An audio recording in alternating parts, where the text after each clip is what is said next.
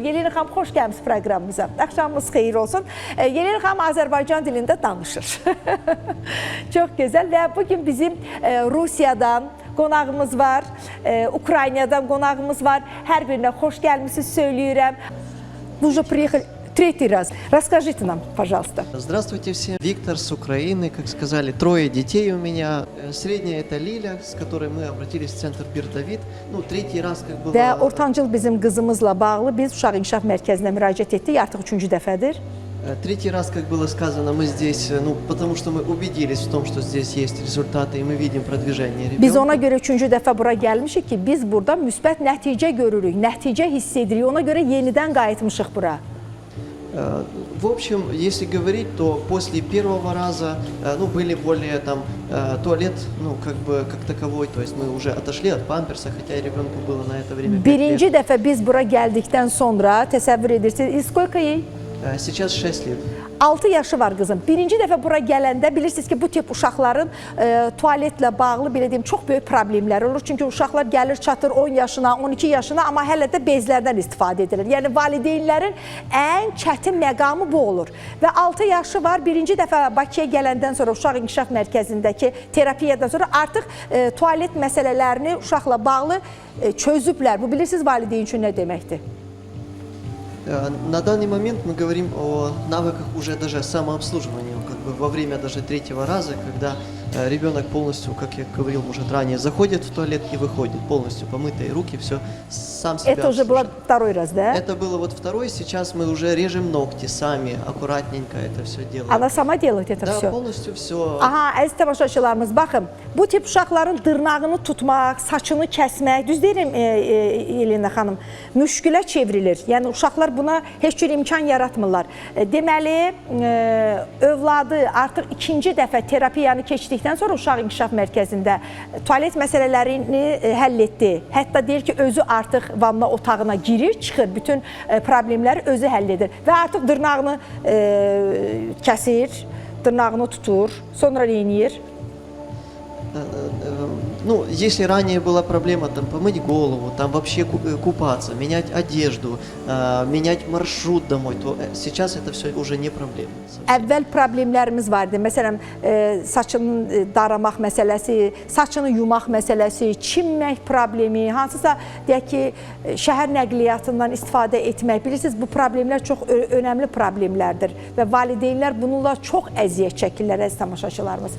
Если ранее мы говорили о косолапии, о том, что не можем далеко ходить от дома и привязанности к каким-то мягким игрушкам, то есть мы не могли их оставить, то сейчас мы говорим о том, что ребенок сам едет на самокате, ребенок сам может прыгать как на одной ноге, так на двух, перепрыгивать препятствия. Как бы мы уже повышаем планку, ну, чтобы препятствия были выше, но это совсем другое.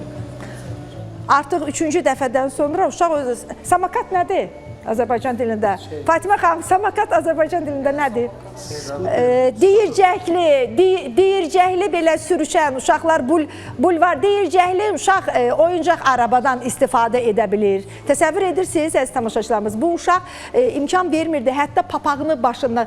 Pomnite, ananisnila şapko. Deməli, bizə söyləmişdi ki, mən o uşağın başından papağı çıxartmaq üçün nə qədər əziyyət çəkmişdim. Bakıya gələndə biz ilk dəfə uşağın başından papağı çıxartdıq. Uşaq ömrü boyu papağı başından çıxartmırmış. Təsəvvür edirsiniz? Да, были такие проблемы. Я обращу внимание, что нормотипичным детям или родителям таких детей не надо это объяснять. Им кажется, что это происходит само собой. А нам надо это объяснять. Нам надо каждый шаг, мы все разжевываем, и мы все прекрасно это понимаем. И для нас это большое достижение пройти один такой шаг. Вы гениальный человек. Да, замечательный папа. Əziz tamaşaçılarımız, bir qız övladı var, yəni 3 övladından ortancıl övladıdır. Mən bu cavan atanı dəfələrlə görmüşəm Uşaq İnkişaf Mərkəzində, Ukraynadan gəlib Azərbaycana, övladı üçün yanan bir atadır, yanan bir ata. Bəzən biz həmişə elə bilirik ki, ən gözəl atalar Azərbaycandadır, bizik, validə bizə elə gəlir ki, yəni dünyanın heç bir yerində övladı üçün belə əlindən gələn, gəlməyən bütün işləri görən valideynlər çox azdır, ancaq bizi belə deyil. Есть у меня еще что добавить. Ага. Что прямо сейчас мы можем показать, например, ребенку картинку, и он может, если ранее там с 5 слов мог что-то сложить, то сейчас он может уже с нескольких предложений. Если даже будет говорить как иностранец, то в принципе это уже будет даже незнакомому человеку плюс-минус понятно. То есть это говорит о том, что ребенок уже много понимает слов. Он может это все увидеть, передать даже эмоции. Если ребенок ударился, он скажет почему, потому что ехал на самокате, зацепился за ступеньку. То есть это все ребенок уже может объяснить. Если даже где-то 8 месяцев назад, я даже об этом и не думал еще. Əsas məsələ budur. Hə, Yelena xanım, davam edin. Yəni bu sizin uşaq inkişaf mərkəzinin, sizin, David bəyin, Yosefa xanımın uğurudur. Bəli, əlbəttə.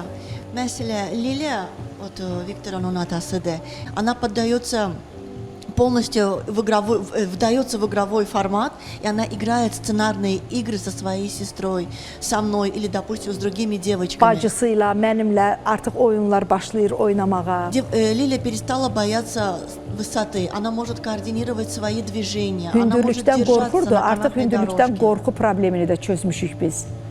Bəli, и она изначально вот разговор был о шапочке, но это была проблема не сколько в шапочке, сколько в том, что она не могла выйти из своей зоны комфорта.